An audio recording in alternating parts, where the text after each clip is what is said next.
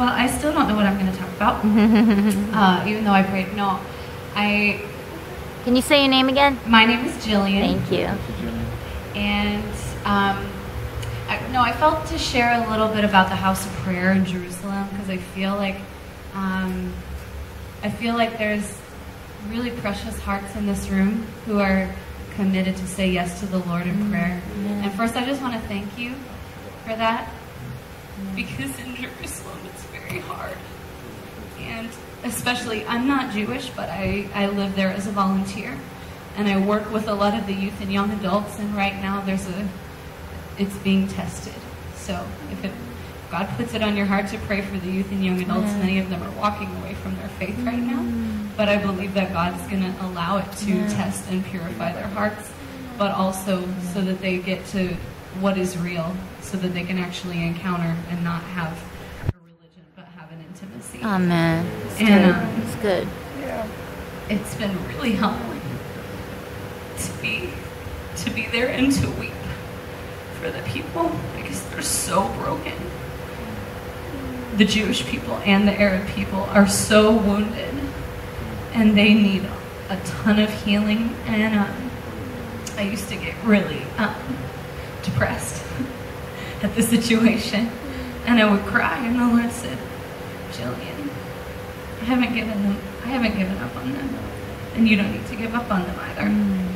And I'm like, okay, that's good. And then the next day I go to the congregation where everyone's broken, and I'm like, okay, Lord, help me, please. I don't want to give up, So I just want to share encouragement to us intercessors that intercession, weeping is a gift.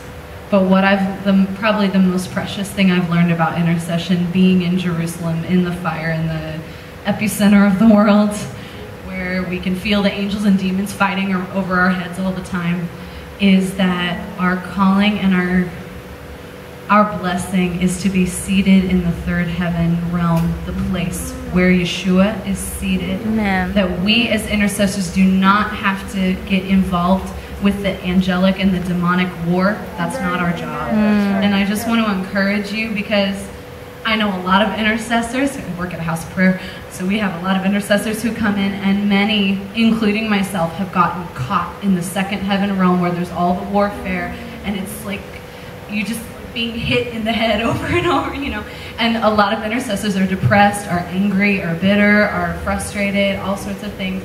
And I just want to give a testimony that after being there for 4 years, that the Lord has purified me to say, I have access by the blood of Yeshua to be seated in heavenly places, and that even when we're ministering to the down and out, which I am called, my heart is the streets, and we go out twice a week and minister to the drug addicts, to just the lost hippies, to the Orthodox, whoever God sends us to.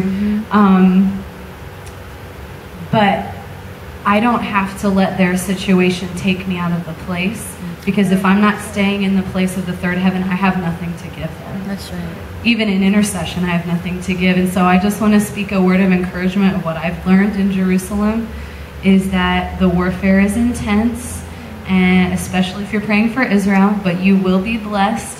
But we don't do it for what we're going to get. We do it because of intimacy, and from a place of intimacy. And that's really what the most precious treasure that I've learned in the fiery furnace of Jerusalem. And if you go to Jerusalem, I encourage you to go, but just ask the Lord how to prepare your heart and how to keep your heart in the place of intimacy to protect you, because it is a fiery furnace and it'll purify. It can be painful, but if you're staying close to Him, it'll be precious. Amen.